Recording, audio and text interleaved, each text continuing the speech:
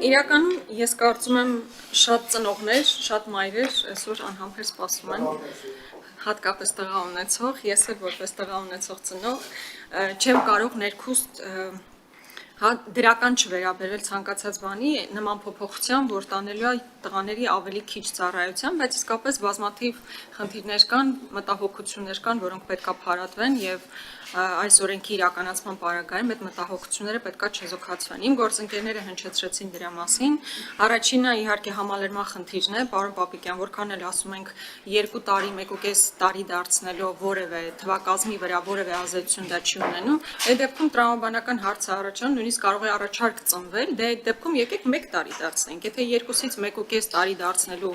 դեպքում որևէ փոփոխություն թվակազմի պարագայում տեղի չի ունենում, եկեք միանգամից մի տարի դարձնենք։ Հաջորդ խնդիրը, որ ես տեսնում եմ, իհարկե նաև հերթափոխի հետ կապված խնդիրն է։ Այսօր էլ տարբեր մարտական հերթապահություն իրականացվող տղաները նույնիսկ նախատեսվածից շատ ավելի շատ երկար են մնում իրենց դիրքերում, որովհետև հերթափոխի խնդիր է առաջանում։ Ես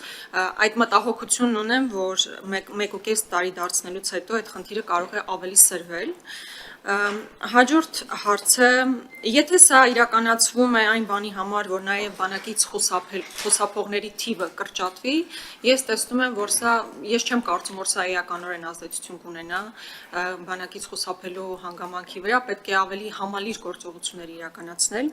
Եվ մի կարևոր հանգամանք, որ ուզում եմ նշել, եթե մենք փորձելու ենք հատկապես պայմանագրային զինծառայությունը գրավիչ դարձնել, մենք անպայման պետք է խոսենք բազային աշխատավարձի բարձրացման մասին։ Որքան էլ ասում ենք ատեստացիաներով պետք է աշխատավարձը բարձրանա, բայց այն աշխատավարձը, որ պայմանագրային զինծառայողներն են ստանում, սահմանին կանգնած զինվորն է ստանում, չի կարող բավարար համարվել եւ միայն ատեստացիայով բարձրացվելը բավարար չէ։ Ես վստահ եմ, որ չի կարող սահմանին կանգնած զինվորը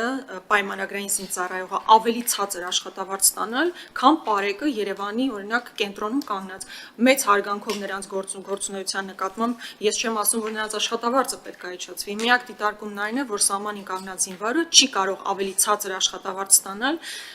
քան պարեկները։ Այն, որ սա նախընտրական գործողություն է, նախընտրական քայլ է, դա նույնիսկ որևէ մեկի մոտ կասկած չի առաջացնում։ Համենայն դեպս նույնիսկ ձեր այն հայտարարությունը, որ պետք է լիներ գործողություն իրականություն պետք է դառնար, այս օրենքը իրականություն պետք է դառնար հուլիսին, հիմա հունվարից է սկսելու աշխատել, պարզ է, որ սա նախընտրական տրամաբանություն ունի։ Համենայն դեպս որպես մայր ուզում եմ ասել, որ ես շատ կուզենայի, որ 1.5 տարվա փոխարեն նույնիսկ 1 տարի լինել, բայց հաշվի առնելով, որ չէ, իրականում բազմաթիվ այդ խնդիրները կան, որոնք անկեղծ ասած, որ ես տեսնեմ, որ դուք խորքային կերպով փարատեցիք այդ բոլոր մտահոգությունները, ես կասկածները, այս փուլում չեմ տեսնում, բայց ես կուզենայի, որ այս բարեփոխումները հետագա իրենց ճիշտ հունով զարգանան։